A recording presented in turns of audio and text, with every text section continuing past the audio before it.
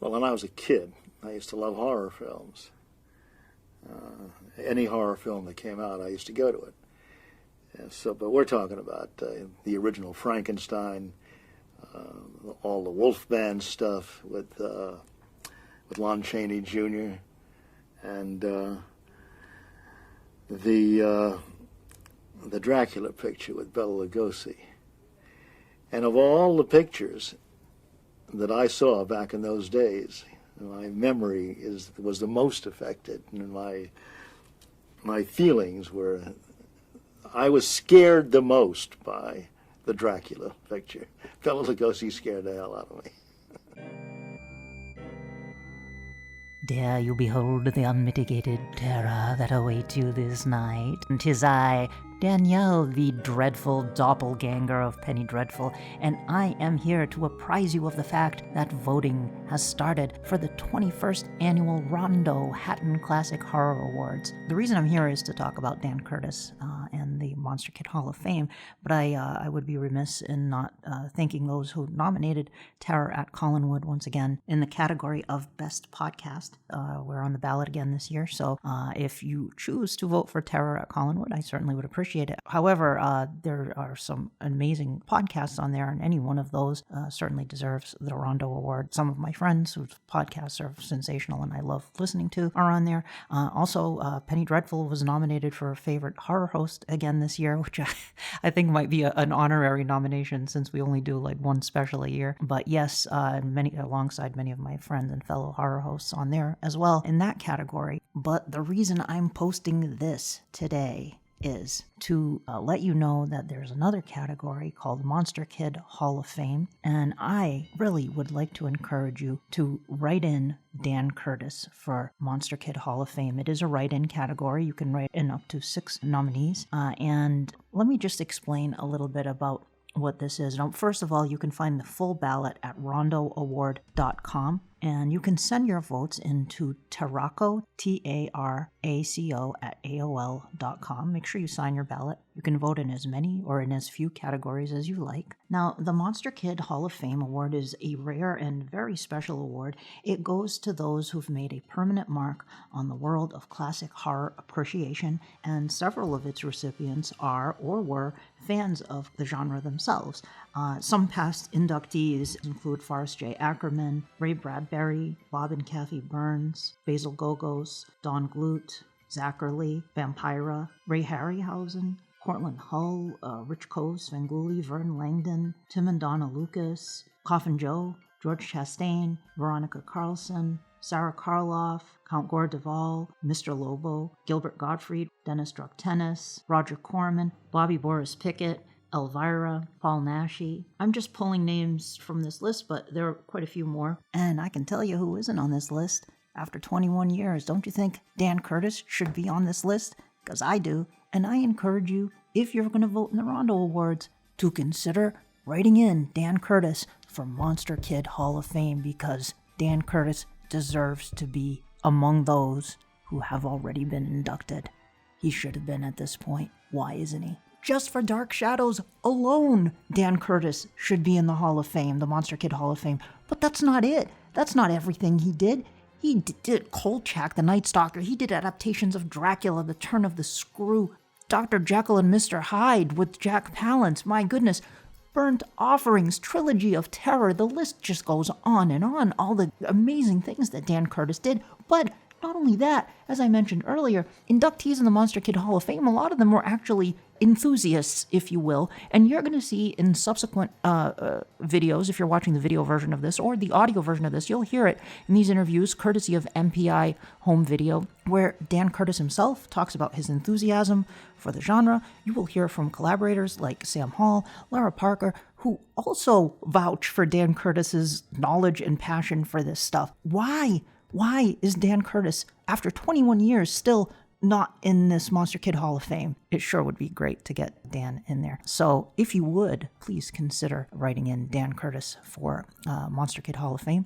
If you want to vote for Terror at Collinwood for Best Podcast, hey, who am I to stop you? I would rather you write in Dan Kerr. If you can only vote for one thing on the if you only have time to do one thing in the Rondo Award ballot, I would rather you write in Dan Curtis.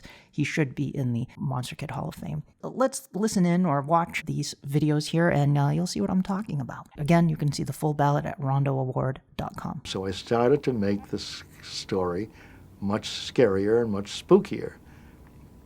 And the ratings kept going up and up and up. And then I finally decided, well, let's see how far I can go with this thing. I'll go for the scariest, most awful thing I can remember as a kid, go for a vampire. The plan was never, of course, to use him beyond sticking a stake in his heart at a certain point. He was supposed to be a true marauder. He was Dracula. He was a bad guy. And when we put the vampire on, forget it. I mean, the ratings went through the roof. I have never seen anything like this in my life. And ABC then started to use it as a sledgehammer. In order for a station to get the show, and everybody wanted the show now, they said, well, you can't delay it. You can't run it at 11 o'clock at night. You have to run it in our live time period. If you don't take it live, you can't have it. And that's how they cleared, a schedule that could compete with all the other networks. He had danger about him because as the vampire, he was scary. But there was a vulnerability as well, and the storyline did not hurt that, because when we tried to perpetuate, when I realized that I couldn't kill off this monster, and I had to find a way to bring a vampire back every day, I had to figure out some way to make that happen. And that's when I decided to make him the reluctant vampire, the guy who didn't want to be a vampire. Well, and then he became a tragic figure. I mean, we had to put on special people to process the mail that used to come in gigantic truckloads. Dark Shadows would have ended after the first week without Dan's story input. He simply jumped in and knew exactly what he wanted when he didn't know what he wanted, but which we were supposed to guess what he wanted and come up with something that he liked. And then he would have other ideas. We had ideas that he loathed, would never do. I don't know where he had his genius for horror, but he had it. And one learned much more from him than we did from Lovecraft or any of the books that he brought us to read. He also, at one point in the game, hired a speed reader to go through absolutely every horror dictionary that there was. And then he would throw synopses at us and say, no, I thought we might work this in according to, with these characters. Sometimes they worked, and when they didn't work, he would be gracious and say, no, that didn't work, But it's his show. I can only take a certain amount of, the writers could only take a certain amount of credit for it, really. But we all knew that at the time, and he was then, as I implied earlier, a rather fearsome character because he believed in his own thoughts so much. And I certainly didn't believe, I never expected to write horror, and Gordon had never written horror before. And there never was anyone that had, that I know. No, there really wasn't. So he was an incredible man to work before. And really inspiring man. And I came out of the thing, the whole experience, feeling that I could write horror, which I've never tried to write again. And I don't know why that is. ABC decided to move the show from 3:30 to 4. We realized that not only did we now have the women, but we had all these kids that were huge fans of the show. And well, we knew that before, of course, because outside the studio on 53rd Street, when we would come out at the end of the day, they could be up to 500 kids out there yelling and screaming for autographs. And they would write the names of their favorite actors on the wall of the building in magic marker or something. And I would tell the actors, you better take a good look at that wall. I don't want to catch anybody out there at night putting their own name on there. Your name starts to disappear. You lose your count out there. The wall count is very serious. But we knew we had this great kid audience. And when they moved it to 4:30, it was just made it easier for the kids to come home. So it was no big surprise that kids like this kind of thing. None of the things that happened after the show became supernatural were part of the original concept. None of them. And when I knew that I had to find a way to perpetuate the vampire since he became the star of the show, I got a pretty good imagination. And I reached the point where I didn't know what I was going to do next. What kind of a story could I come up with and keep this guy going? And I was always fascinated by time travel, which was part of how this happened. I love time travel. I don't like so much going forward into the future, but I love the stories that take you back into the past. And I've done a number of them other than this. And I thought, wait a minute, why don't we go back into the past and find out how Barnabas became a vampire? People have got to wonder, how did he become a vampire? And we'll have a whole other story we can do in the past. And that's what we did. And wow, you talk about success. It was our most popular story. I never wanted to get out of the past. I stayed there forever. And the thing that was so wonderful about it is when Victoria was transported back through a seance, that was my device, and she walks into Collinwood, or the old house, the way it was in those days, and there are all the same actors playing different roles. The audience went nuts over that. They just loved that. And she kept playing it like is she in a dream? Is she dreaming this? Who are these people? Why are they different? The biggest problem for me on Dark Shadows was to constantly come up with stories.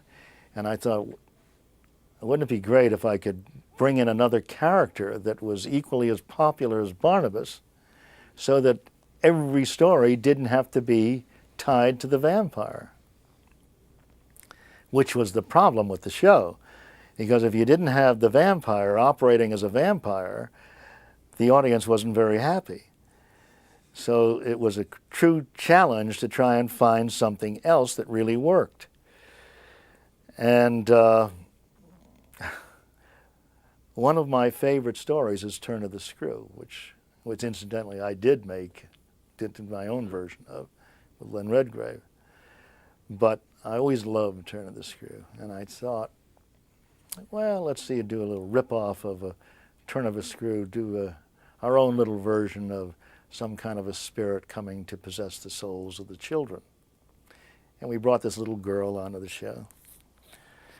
And normally the way I would start these ideas, it seems to me, was always on dark, snowy nights in New York, with the writers and I up in my office, and we were on Park Avenue, I guess, at that time, 2, 3 o'clock in the morning. And everybody's trying, what are we going to do next? And suddenly I get the image of something. And I said, there's a telephone, there's an old telephone, and it starts to ring. The kids have found this telephone in the closed-off section of the house, and the telephone starts to ring. And the little girl picks up the phone, and she starts speaking into it. And the little boy said, oh, come on, what are you doing? There's nobody on that phone. And she said, oh, yes, there is. And she hands him the telephone, and he hears it breathing on the other end, and then a click. And it's something like that, okay? And that's how we started with the Quentin character. And the reason his name was Quentin was Peter Quint in Turn of the Screw. And it became fascinating. We never wanted him to talk because as a silent figure, he was terrifying. And I always started to think, suppose it's like silent films go on the talkies. When the time comes when he has to talk, the audience is going to hate him, right? What are we going to do? But they loved him, and he became this gigantic hit. And the children go into the old closed-off wing, and Quentin sitting in his frock coat with his high collar, and the record playing, the old record playing on the gramophone, and oh, geez, it was a great story, and the audience loved that story. These are great story elements, and to put our own spin on them, and it's so difficult to think of a story that hasn't in some way been done, and why not go right to the gold mine where it all really lies? I mean, we never did Turn of the Screw, but we certainly took elements from Turn of the Screw. We did Frankenstein. We built our own monster. Some were more successful than others, but it's a great source. And since I loved all that material, I had great fun in doing our own version of Frankenstein. I just kept picturing the old Frankenstein movies and the electrodes and everything flashing, and the monster. It was great. I guess the thing I liked most about Dan is he was drawn to the same things that I was. Romantic literature, the supernatural, stories that had more than one level, unrequited love, deep passion, jealousy, fascination, mystery. And everything he did was in that vein. He loved ghosts and old houses with lots of towers and secret rooms and corridors that led into other lives or other times. And he loved that genre of literature. The best example of great horror, and it's all about story now, and that's what it's all about. It's all about story. And I will take this with me for the rest of my life. I have never come across a better story than The Night Stalker. After Dark Shadows was a huge hit, I made 2 Dark Shadows movies for MGM. And I figured, well, that's it for me, the movie business. Yeah. Television, I've done television already. I know everything there is to know about directing now and all of that. And I got a phone call from Barry Diller one day. He said to me, we've got this terrific film. It's a horror film. I said, oh, hold on, Barry. He said, no, we want you to direct this. You'll love this picture. I said, well, what's it called? Who wrote it? He said, Richard Matheson. Richard Matheson. Well, Richard Matheson was my favorite writer. And I mean, I thought Matheson was a genius. So I said to him, look, I'll read it, okay, just because it's Matheson. But I'm not going to direct it. He said, then just produce it. Bring in your own director. Anything you want. Just want you involved with the picture. I said, well, I won't promise, but send it to me. So he sent me the script, and I loved it. I mean, I just absolutely loved it. So I called Barry back, and I said, okay, I'll do it, you know. Well, it turned out there was suddenly a problem with Matheson, because a while back I had read, it was his manuscript on Hell House. Somebody had gotten a hold of it for me. And this is when MGM was saying to me, you make any movie you want. And I found this manuscript from Matheson. So I thought, great haunted house story. I said, this will be terrific. We'll do this, right? So I said, okay, I want to make this thing by Matheson. I'll see if it's available, and we'll make an offer to him. So we contacted his agent or whoever it was, right? And we offered him like $10,000. So when Dick Matheson heard that I was the guy who was going to come in to do the Night Stalker, he wasn't thrilled. So I have to fly to California to meet. I've got notes that I make on the script. I have to fly to California and meet with Matheson. So I come in and Matheson is there. We'd never seen each other face to face. I mean, he looks like he doesn't even want to talk to me. He doesn't even want to look at me. So, the one thing writers love is to be told they're great. So I figured, I'll melt the guy down. Then I say to him, Dick, I got to tell you, you're my favorite writer. You're absolutely extraordinary. And I give him this whole thing. Not an eye blink. I mean, it didn't even make a dent in the guy.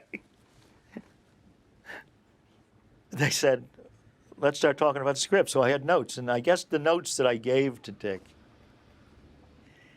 he started to see that perhaps this guy knew what he was talking about. So he started to soften up a little bit. Well, after the Night Stalker, Dick and I became very close friends, and we decided to have to do a lot of things together. When we finished the Night Stalker, nobody knew what we had.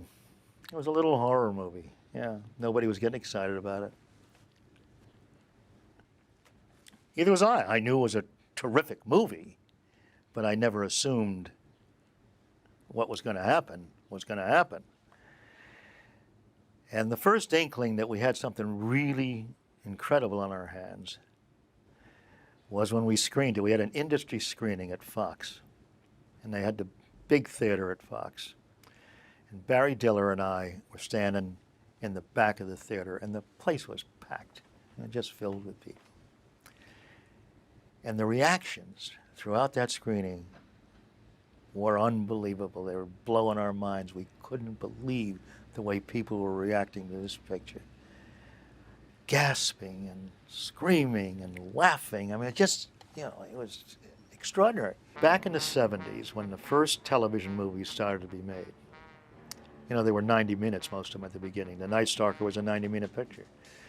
We shot it for $450,000 in 12 days, Give you some idea of what happened in those days. But it was fun, because the way you made a television movie in those days and the way you got one sold, totally different from today. Today, it has to be meaningful. It has to be socially significant. It has to be filled with stars. It has to have, you name it, come on. I get sick of the whole game, and everybody plays that game today. To try to sell a television movie today is the most impossible thing in the world. First thing they say to you is, well, we like the idea, but there's nothing special about it. It has to be an event. And how can we sell this picture? I wouldn't know how to sell this picture to the audience. In those days, the way it worked was, I would go in to Michael Eisner and say, hey, Mike, I got a great idea. I tell him the little story. He said, hey, that sounds great. Let's do it. There weren't 9 people that you met with, and we would do it. I had gotten into the habit where every script that we developed, it got made. I never heard of developing a script and not getting it made. Today, scripts are developed and redeveloped and developed some more and developed until it ends up as absolute garbage. Everything. In those days, we had fun. The Great Ice ripoff, the Norliss tapes, any kind of crazy little movie that we came up with. And you got these different stories, these quirky little stories, fun stories. They didn't have to be an event. They just had to be entertaining, fun, good, scary, dramatic, whatever. And we made them fast and we made them cheap, and it was a great period of time.